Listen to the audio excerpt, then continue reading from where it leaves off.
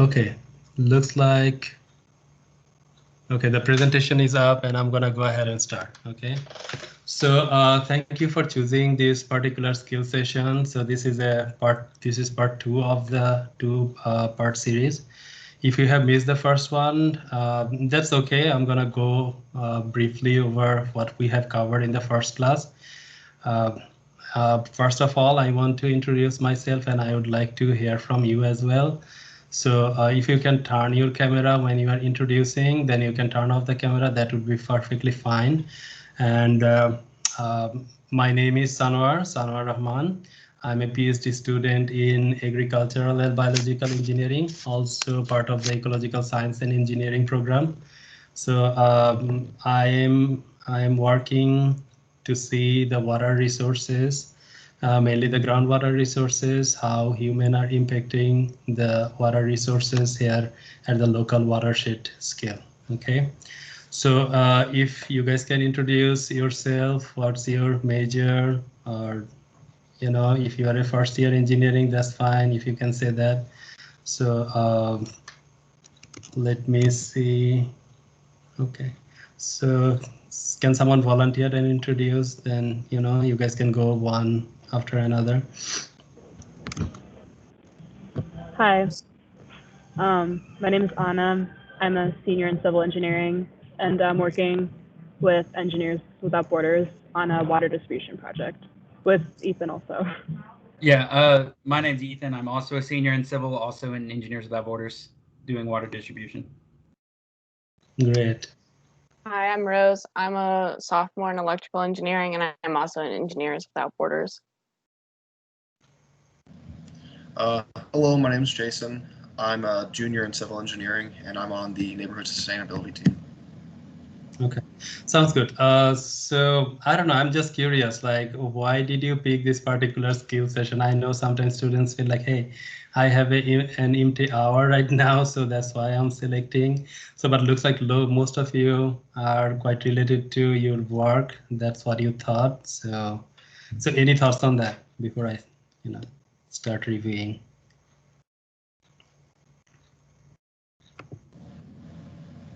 Yeah, my concentration is in environmental engineering, and I've been trying to do some work with water management for my environmental engineering courses. And so I thought it'd just be an interesting way to see what you have to teach about modeling resource usage. Okay, sounds good. Any other thoughts? And then with our project in Engineers Without Borders, we're designing a water distribution system down in Bolivia. So modeling that natural resource is pretty vital at this point of the project. Okay. Anyone else want to share? I'm doing it for the same reason as Ethan, but also because I'm interested in doing an environmental minor for engineering. Okay, sounds good. What about Hannah? Yeah, I'm also Engineers Without Borders, and my concentration is like mostly transportation, but also kind of hydraulics.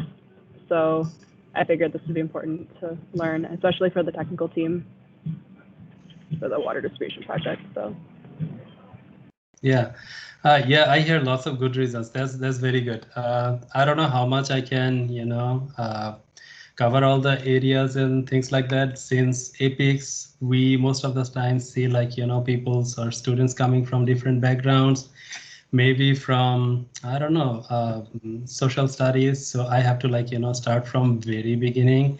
That's what I did about the first part.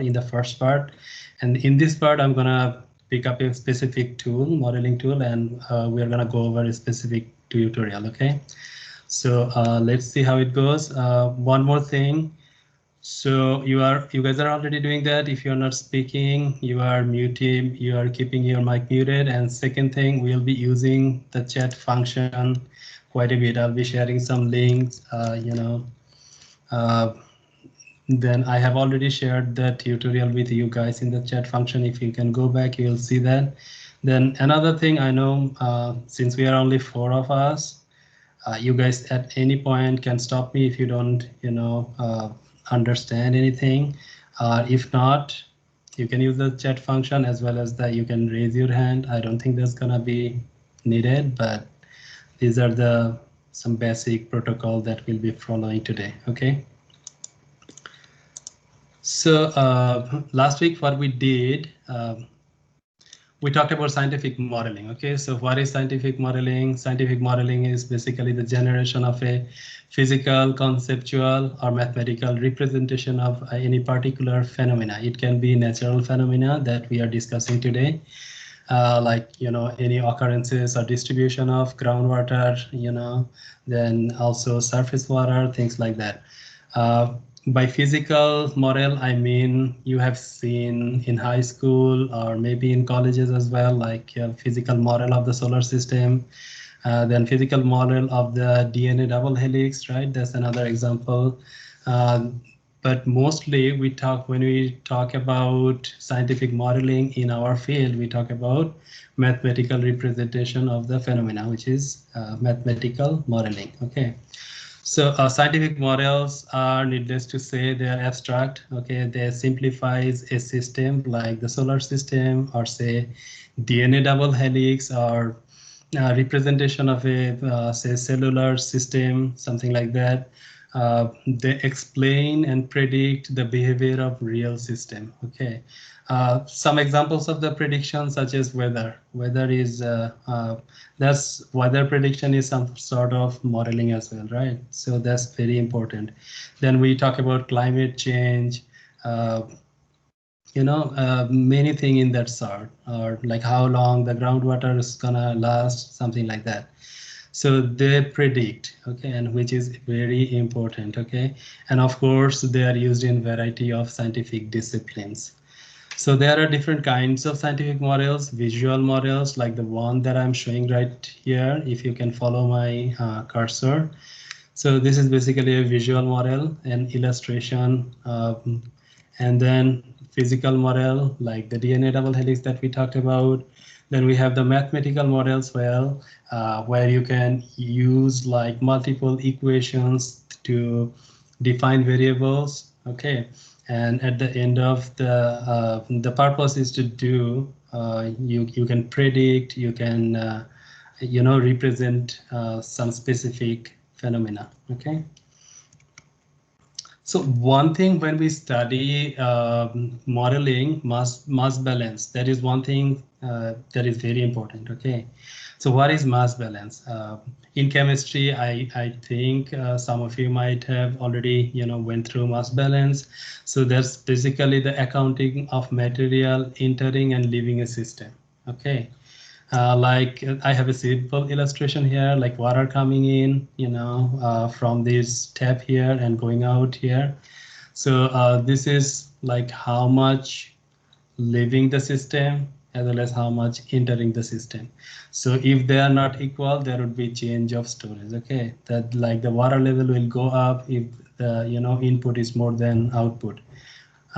Vice versa. Okay, so if the output is more than the input, then the water level will go down. Okay, like the groundwater resources that we have, like groundwater, if we continue like mine too much groundwater, then the water level goes down, because all the input that we are getting from precipitation, aka rainfall, if it's less than what we are extracting, of course the water level will go down. Okay, so there's something to keep in mind. Okay, and when we do long-term modeling, we usually think all the inputs are equal to all the outputs. Okay, we usually say the change of storage, long-term change of storage is close to 0. Okay, any questions so far? Okay, so that was pretty. Yeah, go ahead. You mentioned earlier that you dropped some things in the chat. I think since we joined after, we can't see it. Like I can't see it. I don't know if anyone else can, but you guys cannot go back and think. Oh, okay, okay. Yeah. Okay, I'll do that once again. Let me see. Thanks. Yeah, thank you for mentioning. Yeah. Let me do that again.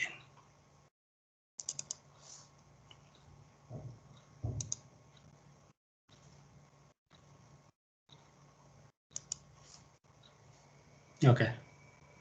You should be getting that in any minute. Let's see.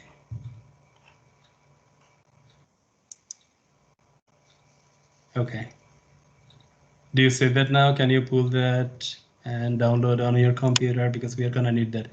I would have come to this point when I was thinking of starting, but that's a good heads up, I think. So you all of you have the copy of this tutorial? Yes, okay, sounds good. Okay. So some of the key terms that we are gonna need when we are working on the tutorials are, of course, the water cycle. Since we are talking about water, natural system, so what happens if it precipitates? Okay, so depending on the surface, some of goes as runoff. Okay, then go to the surface water, then some infiltrates and replenish the groundwater system, and it's from the surface, land surface or ocean surface or any surface water system, it evaporates, and from the trees it's transpire, then once again it condensed and precipitates. The whole cycles goes on and on. Okay.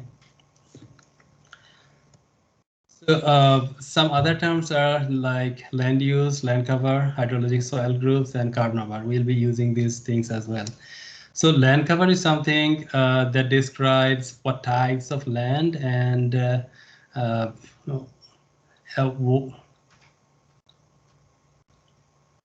okay, let me rephrase that again. So first of all, I thought like, land cover, land use, that shouldn't cover water, but that covers. Okay, when USDA defines the water, also described as one particular type of land cover. That's why I was like confused. Did I put water as a mistake, or so it should be here. So land cover describes what types of land and water a region is covered with. Okay, for example, if it's covered with forest, wetland, impervious surfaces like the parking lot or roof or anything like that, then it can be agricultural surfaces, land cover, wetlands, or it can be open water. Okay. And then hydrologic soil groups, that's another important term.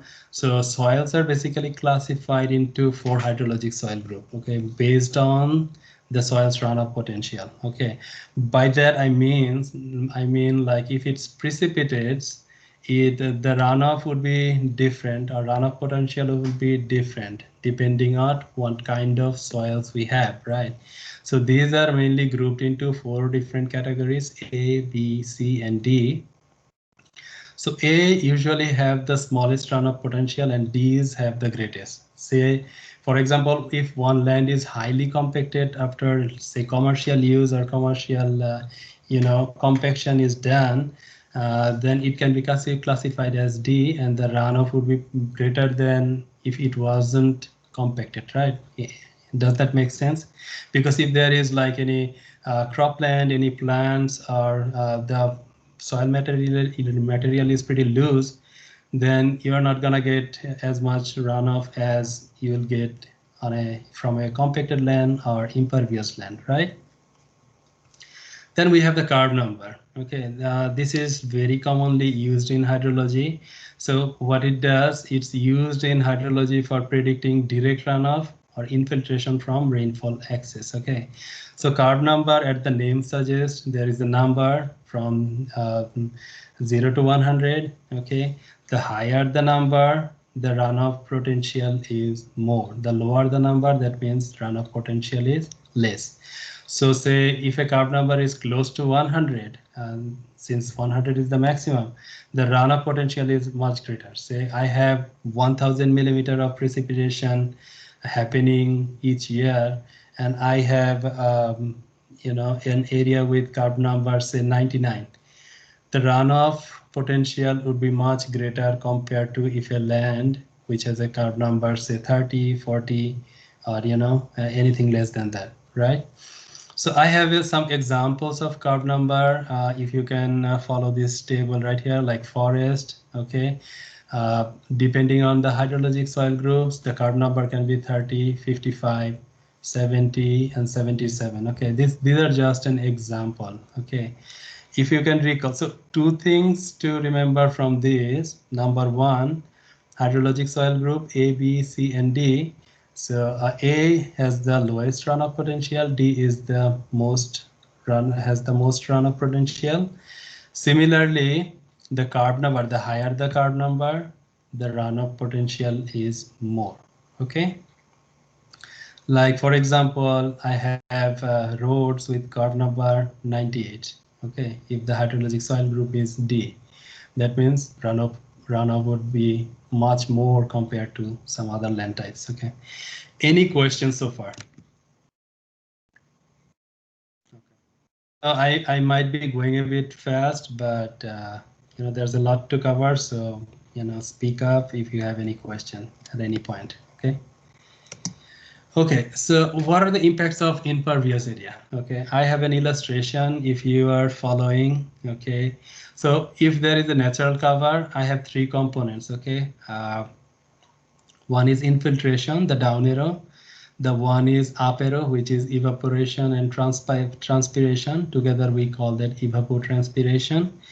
Then I have the right arrow, which is the runoff. Okay, in a natural system, of course, there would be the infiltration rate, so the rainfall will fall on the land surface. The soil is pretty loose, there will be more infiltration, more water will be going down than going, rolling along the surface of the land.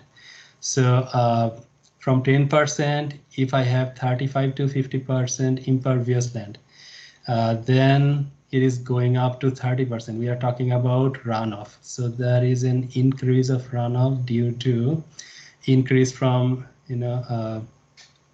imperviousness. By imperviousness, you already got it, like say construction of road, parking lot, building materials, buildings and stuff like that, instead of previous condition that I have in the natural system, right?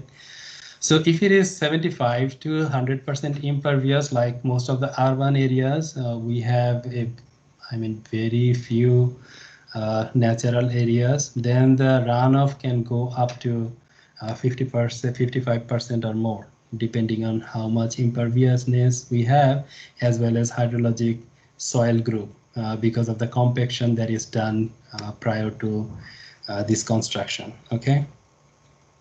So all these affects the amount of runoff that I just talked about, as well as the recharge and water quality. Recharge, since the imperviousness is increasing, the infiltration is decreasing. That means, of course, less water will go down and reach the aquifer to replenish. Okay, that means we will have less recharge. And what about water quality? Water quality can deteriorate as well, right? Because all the rainfall that will be picked up and roll along the land surface, it will pick up other pollutants like nitrogen from the agricultural farmland, right? Farmers fertilize, then it will be washed away right away if the land is compacted. If there is impervious area, and there will be a chance that the surface water will be full of all those nutrients, unwanted nutrients. Okay, similarly, it can pick up, say, oil, grease, say from the truck wash area, stuffs like that. So we'll talk about that mainly in the tutorial that we are gonna work on. We are gonna look at runoff as well as the water quality, like nitrogen, sulfurs and stuff like that. Okay, so this is another example what would happen if there is post-development going on. Okay, so on the left hand side I have the natural system with without any impervious area. So and on the right hand side, on the top half, I have the post-development area. Okay, so the impervious, due to increase in imperviousness, and there might be increase in drainage slope as well, because in the natural system, this is natural, like the slope is natural and it varies a lot. But in the artificial system, what we usually do, we tend to like make this construction in a way so that water can easily, goes off from the urban area where the roads are, people will be walking. We don't want that water. We don't care. Most of the time, we don't care about like where the runoff will end up, because we, think about our local situation, our preeminent situation. Okay, so of course the runoff will increase, and few things that will decrease due to urbanization or post-development, that is evapotranspiration. Okay, since water wouldn't be sitting on the land surface like in the natural system quite a lot, there are no plants or something like that, so there is less chance of evaporation from the surface of the say canopy, as well as like the the plants will be transpiring. Okay, and with the development we don't have that chance, right? Then the recharge will be less. Then the base flow, which is the water immediately going after infiltration, it will go through the layer and hit the stream, that is called base flow, that will be decreased as well. So this graph is important to understand what would happen with the runoff. Especially I have time on the x-axis here and I have flow rate on the y-axis. Okay, so what's happening? The green shaded area, there's pre-development. So if after rainfall we get quite a bit of time, and the total flow rate at any point it's not going that up. Why? Because the whole natural system is getting the time to distribute the water. It's infiltrating, so not much water is running off from the surface. And what happens after post-development? Like all the water from the impervious area, from all the roads that we have, all the roof surfaces and concrete parking lots and everything.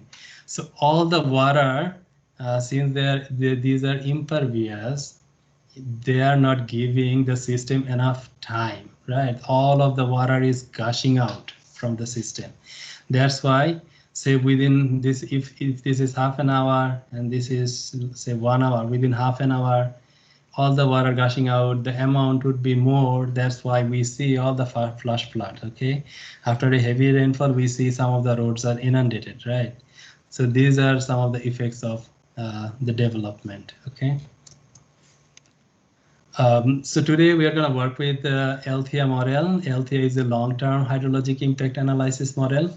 So mainly we estimate long-term average annual runoff as well as non-point pollution like nitrogen, that oil, greases, sulfates, those pollutants. Okay, and for a specific land use and soil combination, like I have shown earlier, land cover, land use type, as well as A, B, C, D, those soil combination. So these will be, there is a database for LTIA, and the model will calculate everything depend on the precipitation and the imperviousness of the specific land area we'll be studying. Okay. So the goal of the LTIA model is we will know the impact of urbanization on the quantity of water, like the runoff amount, as well as quality of water, like the pollutants coming out of this system. Okay. So today there are different versions of LTIA model. There's the one that works with Python. In this short tutorial, it's not possible to show all the details here. So we are going to work with the basic LTIA model. So it's going to account average rainfall. Usually there is a 30-year precipitation database for each of the counties, and it will calculate, the runoff will be calculated based on the rainfall, as I said, land cover, and some other parameters such as hydrologic soil groups and such. Okay, then we can see the quantity of pollutants as well. Okay, and why we are using this, because we don't need like require detailed data input in this case. Okay, and it's pretty user friendly as well. Okay, then if anyone is interested in this specific model, You guys can contact me. We can, talk about that. It is developed at Purdue, I think in the 1990s, in the Department of Agricultural and Biological Engineering. So no, this is pretty cool for Purdue. Anyway, so one more thing that is important, since we are talking about how much imperviousness is going to impact the quantity and quality of water, we are also thinking of like, hey, if we can insert some of the practices like rain barrels, like we can put more gardens, we can plant more plants, or maybe we can use green roof, how that's gonna impact the total quantity and quality of the surfaces, right? So that's another area we'll be looking at. Okay, so for that we will be implementing, like we are implementing in the model setup. In some of these practices, they are known as low impact developments. So this is basically the systems that mimic the natural processes. Okay, like how the natural system will cut down the runoff and the pollutants. So those things will be mimicked by the LID practices. Okay, and in the modeling system, they have a whole database of like, hey, if I have a rain barrel, how much that's gonna cut down the water. If I have a rain garden, if I have a green roof, how much that's gonna cut down on the runoff, as well as the some of the pollutants. There is a whole database which is already implemented in Althea, and it will be internally calculated. Yeah, okay. So in Environmental Protection Agency, EPA, they use the term green infrastructure. And what LID does, they preserve, restore, and create a green space using soils, vegetation, and rainwater harvest techniques. Okay. So these are the basic. Next, we are gonna work with the Althea model and the tutorial that I have shared. So any questions about anything, any basics, any key terms, or LID at the model itself, this is the right time to ask, I think.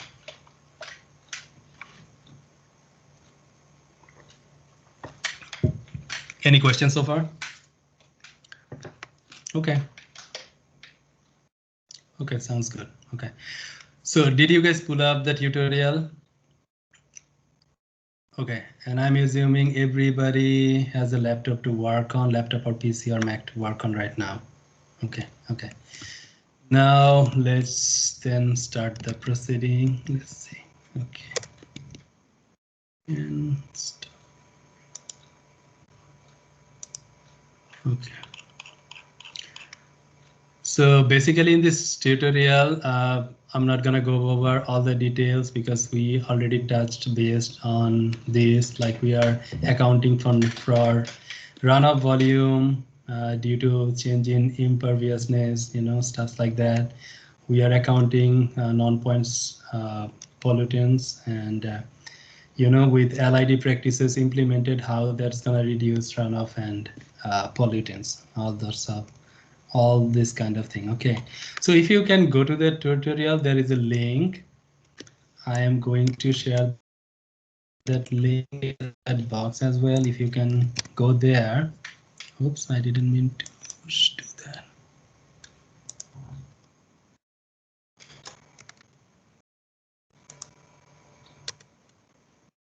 Okay, so this link should be in the tutorial, but if you can pull that up, I have just shared the link in the chat box as well. So you can pull that up as well.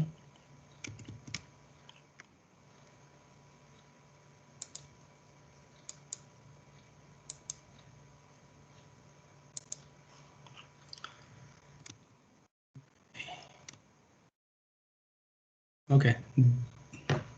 Do you guys see the screen that I'm showing right now?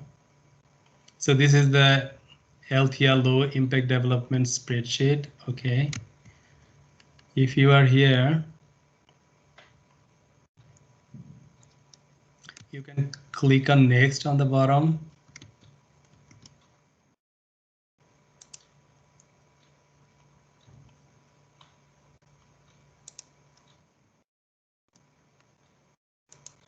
Okay, so in the next page, you can select state and county. For this tutorial, I was using Michigan.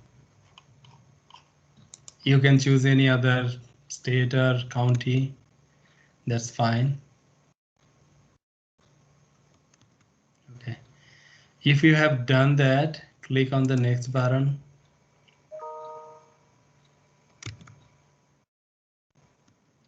So do you see the screen right now?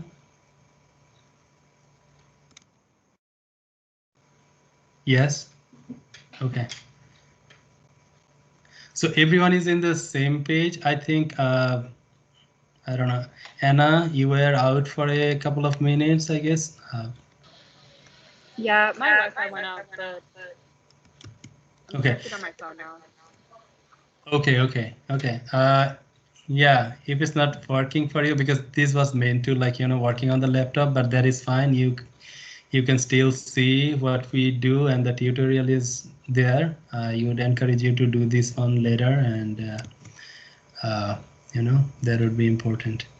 So rest of you, if you guys are in this page, you can specify the units of the area. Okay, acre or square kilometer, hectares, and stuff like that. We are gonna go with the default.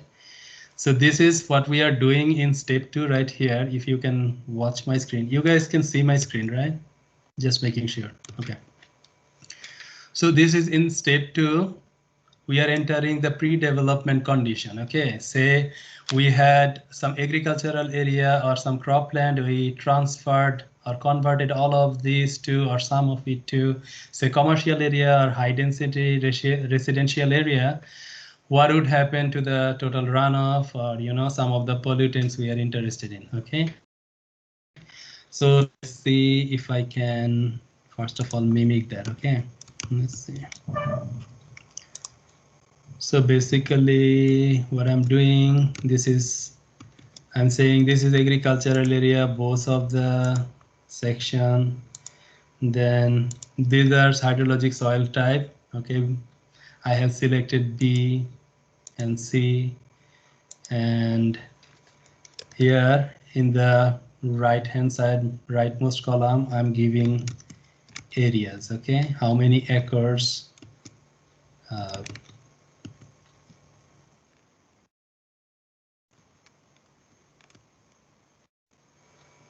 I'm going back and forth, so let me see. Yeah, say 35, hello. Okay. So if you can also follow that, say I'm talking about, say, what's that, 35 plus 120, 155 acres of land, and I had, both of them are agricultural area, but some are a little bit more compacted than the other. C is more compacted, right? So runoff potential from C would be more compared to runoff coming from B. Okay, so I have developed a pre-development scenario. Okay, all I have agricultural area. Now what I'm gonna do in step 3, say some of the land area I have converted to high density residential area. So if I have converted some of the areas to high density residential area, of course the soil type would be more compacted. Say if I have C right here. Okay, and you can distribute to, like, any numbers. You can break it down, that 155 acres of agricultural land, to like any of the scenarios that I have. Okay, like let me see, I have to put some number before I can show you. Say I have 35. Okay, let's see. Okay, so these are the options. So I can convert it to commercial, industrial, high density residential, low density residential, water wetland, grass, pasture, agriculture. We already had agriculture. we wanted to see like increase in imperviousness, how that's going to affect the runoff. So we are selecting something like commercial, industrial, high density, residential, stuff like that. Okay, so so I'm saying 35 acres converted to high density residential, and on the right hand side column, rightmost one, I have with LID. What does that mean? So out of the 35 acres, how much area we are, implementing those practices? Okay. So this will give you three scenarios. One, natural, that we had, the agricultural, that's not completely natural, but pre-development scenario. Then another would be post-development with all the high density residential commercial areas. And then the third scenario, it will give you like with LID, with those low impact development, like the rain barrels, green roof, rain garden that we talked about, that's gonna mimic the natural system. Say out of those 35 acres, I'm gonna put, LID in 100% of this area. Let's see how much that's gonna cut down the total runoff or, pollutants. Say next, I have converted the rest of the 155 acres, which is 120, to commercial area, and I'll put LID in 100% of the commercial area. Okay, so I'm taking extreme values to see so that the change is apparent to you. Hopefully it is.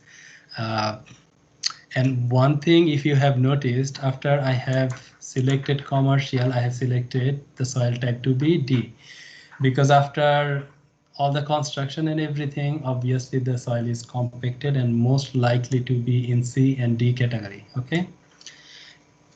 Any questions so far, or are you guys following along? Yes. Okay. Good. That's great. Okay. Okay. Next, what I'm gonna do. I mean, you can play with this later on. This is a very cool tool to see like what would be the changes, and you can choose, different scenario, whatever happened to your specific county you are from. What was the condition in the 1970s, 80s? What is the current condition? What might have happened, and what would happen if you implement those low impact development, those, construction, if I can say, not construction, but those development with that can mimic the natural system. Okay, so then I'm gonna select the basic LID screening and go next. Okay, so in this particular step, I can control the percentage of imperviousness. Okay, since the default value was 65 for residential and 85 for commercial, and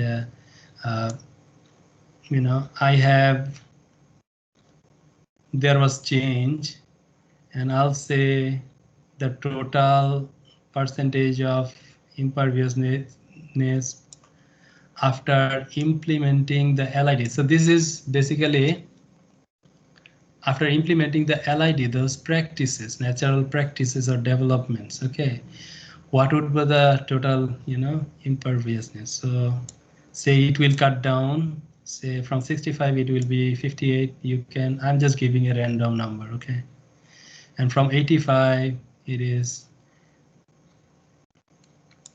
75 now. Okay, after all the changes. Then I'll hit next. I think it will take, depending on my network, but last time it was taking a couple of minutes. Let's see how long it takes, then we can evaluate the results. So I take a look at the results. Okay, that was pretty quick. Okay, let's, of course, you can print results, you can download results, download the model data and everything in this particular tool. So let me see if I can do something like this.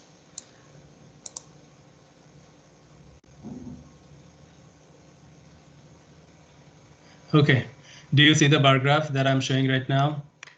the colorful one, red, you know, whatever the colors are.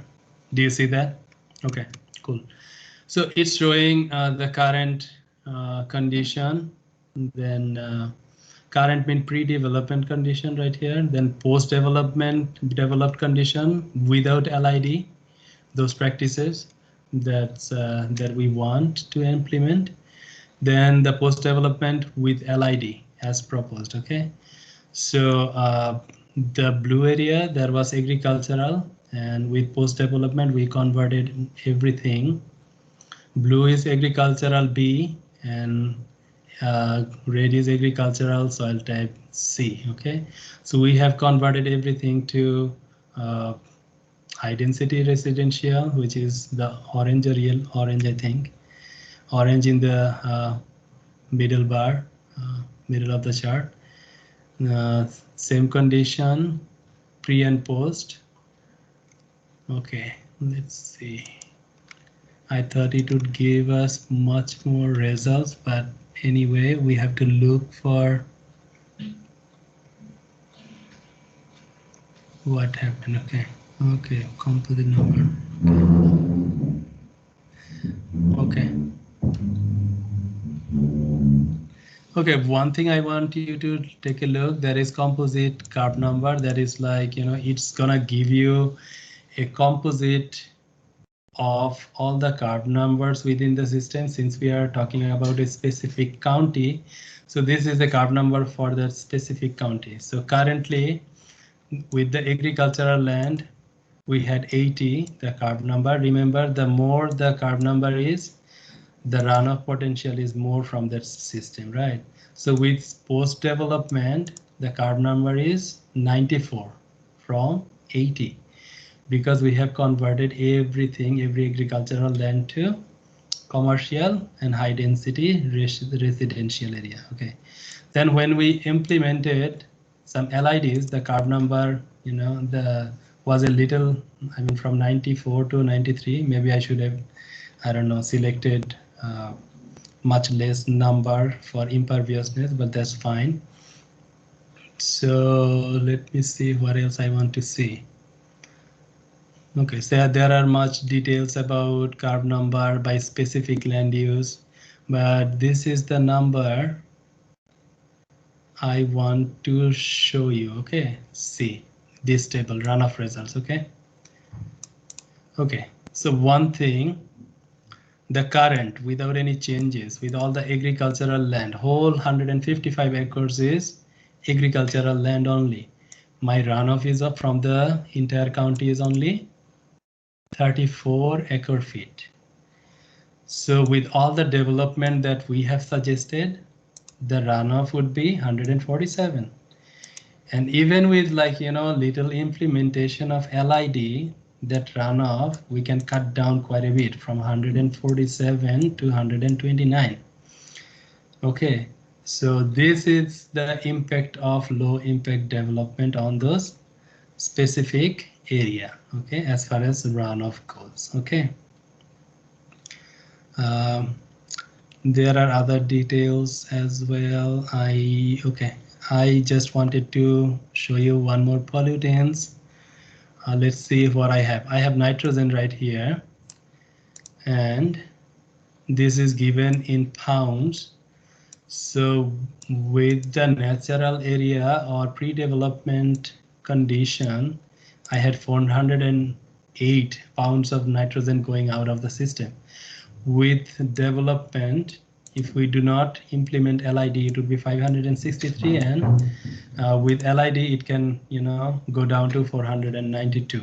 Okay, so you can look at many other pollutants, cadmium, chromium, nickel, you know, BOD, even coliform and stuff like that.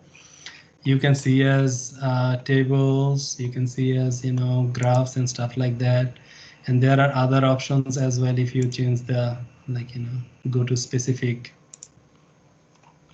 condition pollutants, or, you know, you are specifically looking at any particular parameter. Okay, so as if you saw that, I can change from bar graph to pie chart, which I did. And let me show you. This is another, graphical representation. This is basically saying the same thing that I have shown you in the earlier graph. So yes, this is how you can, change the imperviousness of the system by implementing those low impact developments, okay? And how that's gonna affect the quantity of water as well as the quality of water from the system, okay? So any questions regarding anything about that? Because I want to give you guys 10 minutes to work on, you can choose any different state or county and see, put different scenario, and I would like to know how that's, impacted the quantity and quality of water for the specific site that you have chosen. Any question? So when it's talking about low impact developments, I know there's a lot of different ways that you can implement like different strategies for LID. Is it just a flat, like general using LID decreases it this much, or is there a way to like specify what types of LID you use, like using permeable pavers and rain barrels? You can do that. You can do that. I was just showing a very basic generic thing, you can choose, like there are different versions of Althea. You can choose like what LID at, what percentages of the area or at a specific time. You can, all those fine tuning, you can do that in the model. Okay, but I just shown you like, one generic, version. Okay, I was just wondering because I think this would be really useful to use for our Creative Park project. So okay. Yes, you can do that. I know I haven't been exploring that much, so I could do that. If you have any specific question, you can let me know, because I worked with the Python program-based Althea, okay, where you can do like all sorts of things, okay. So I'm pretty sure there are, let me see, there are like lot level, you can choose specific lot or something. You remember where I showed like basic Althea, there was like another option. I don't remember what was that, but let's see, lot level LID screening, and I'm pretty sure you can select specific LIDs as well. Okay. Okay, that's cool. Thank you. You're welcome. So any other questions? If not, can you go back and start? It shouldn't take that long because there are like, I don't know, 3 or 4 steps. Select another county, select another state, and select another scenario. Do say it was forest land, we converted it to say industrial, which will like convert the soil group to maybe D, and runoff potential is more from the industrial area compared to residential area. Build some scenario, and if you can share the result at the end, that would be great. Okay, I'd like to know.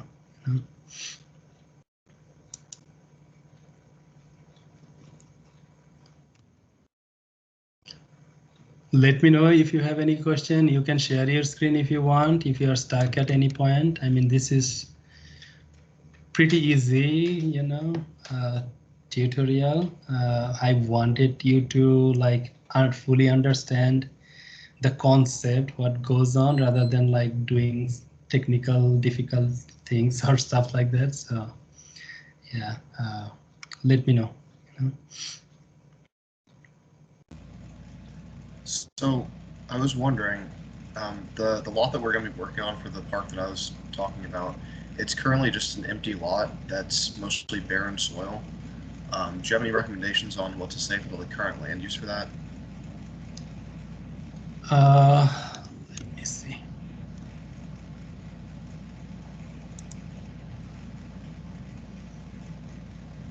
So usually we say that barren land, and maybe assign a hydrologic group to D.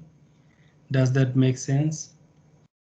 Because it's already like kind of barren and the runoff potential is more compared to any cropland or forested area. That makes sense to me. Okay.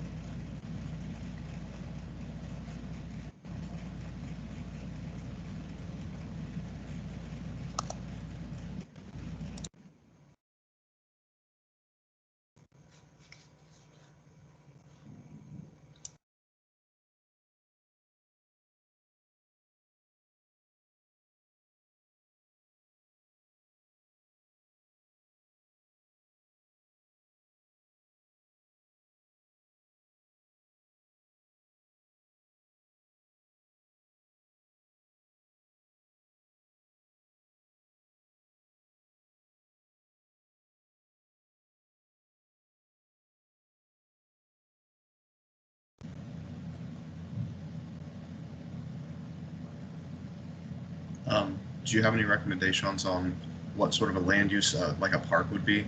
Would that be commercial or would that be residential or?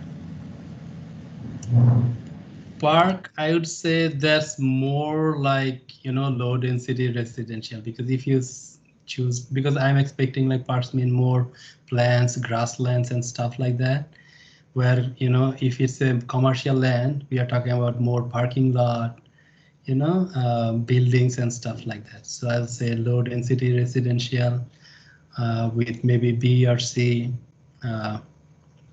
hydrologic soil group.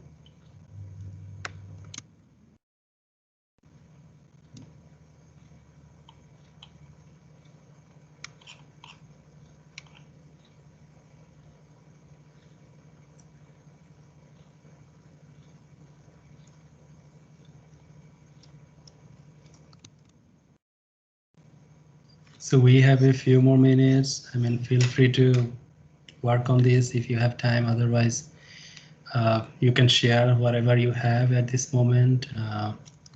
I just did a quick run once again this time around. Let me see if I can share that. Excuse me. So this time around, I just changed the impervious area. OK, and with that, I see the current is 2.63. That's the depth of runoff, and with post development it was 11.39, and after implementing the LIDs, if we can cut down on the impervious area, it's significantly cut down the total amount of runoff. Okay, so right.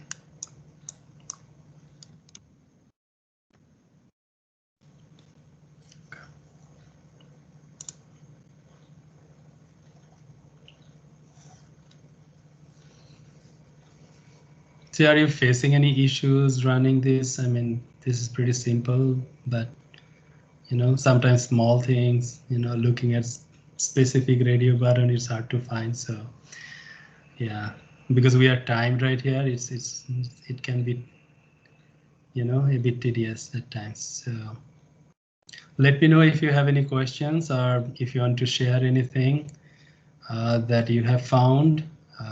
That would be great.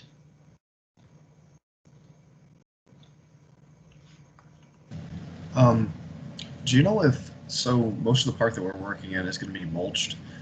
Do you know if that would be a certain, is there a certain standard that that would be for the hydrologic level? Or is that something that I can find, do you think?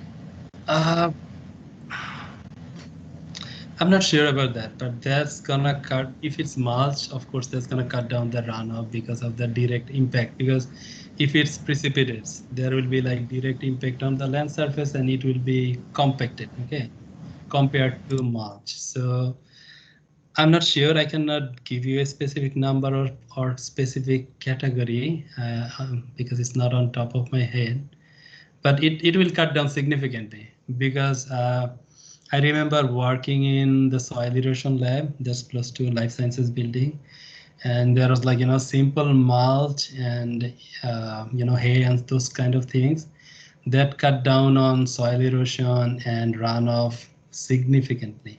Okay, so yeah, I'm sorry, I couldn't, I guess, answer properly. No, that was a great answer. I appreciate it. That Okay, was more than sufficient. okay.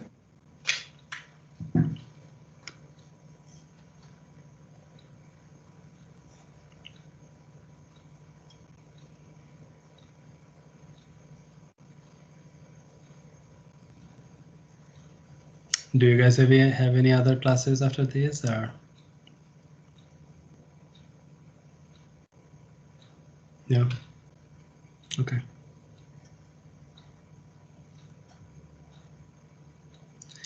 Anna, do you have any question? Because I don't see you, so I'm not sure. Like.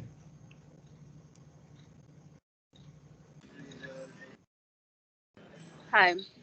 No, I'm good. I was actually able to hotspot my laptop, so I went through the exercise you thing. did? It was pretty. Yeah, it was pretty straightforward. Yeah, it was. Okay. Any thoughts? Anything interesting that you found? It was just cool. I've taken like urban planning classes and stuff, so it was cool to see like how that kind of combines like the zoning type, like the different areas and like how they're affected depending on like how it's zoned or what the soil is like. So it was cool. Okay. Yeah. Thank you. Sounds. Yeah. Sardina, am I pronouncing it right? Rose, that's what you go by. Sardina is your last name. Sorry about that. So you have any thoughts? I just thought it was like interesting to be able to see all like how developing different types of land can affect like the runoff and other parts of the environment. Right. No, great. Ethan? Yeah, so I was confused about something. Whenever I ran it, I ran one that like it was in my home county, which is like semi-rural, and I tried to like model something where it took like agriculture, then developed to low density residential. And I did some with LID, and for some reason the like runoff and everything with LID was like higher. I thought the LID was supposed to lower that. Okay, so the thing is there are like three different scenarios. One is like pre-development, which would be obviously the lowest. Okay, then you have post-development without LID. That is supposed to be the highest, number that will be giving you runoff. Okay, then LID is supposed to cut down on that number from post-development without LID, right? So you don't see that. Well, Yes. I did whenever I ran it with the scenario that you gave us, but with the one that I did, like my runoff for without LID is 266 acre feet, and then the one with LID was 275. So I don't know. Okay. I don't know. Maybe one of the small things, I don't know, changing the imperviousness. There is a slider where you can change the imperviousness. So I'm not sure what went there. Since the model ran, I assume there is database for the specific county. Since I do not know, I cannot, if you are interested, if you share the information later on, you can email me. I can, go over that to see, but yeah, with LID, of course, it's supposed to be right. I think it was the imperviousness that I changed, so that did that. So yeah, okay. But anyway, thank you for joining. This is my email address. If you have any questions, rahman17@purdue.edu. Let me know. And yeah, unless you guys have anything else, I'll say have a good evening and have a great semester. thank you. Thank you. I Thank appreciate you. all the help.